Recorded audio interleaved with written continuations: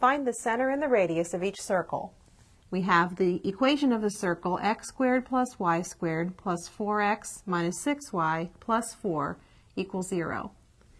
Now if this equation is written in the right form, we can read the center and the radius directly from the equation. But we're going to have to complete the square actually twice in this case in order to find that form. What we're going to do is first of all write the x terms together, x squared plus 4x, and I'll leave a space, and write the y squared terms together, plus y squared minus 6y, and I'm going to subtract 4 from both sides, equals negative 4. Now I look at this first and I think, what do I need to complete the square for the x's?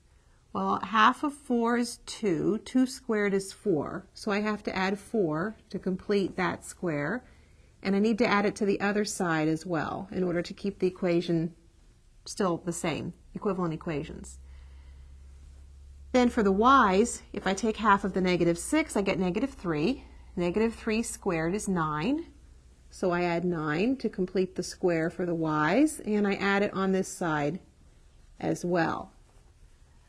And what that allows me to do is factor this as the square of a binomial. That would be x plus 2 squared. And then factor the next 3 terms as y minus 3 squared. And on the right-hand side, when I simplify, I have 9. Now this is almost in the form that we want. We need x minus something, so let's rewrite that as x minus a negative 2 squared plus, this is already written as y minus 3 squared, and let's write 9 as something squared. Well, that would be 3 squared.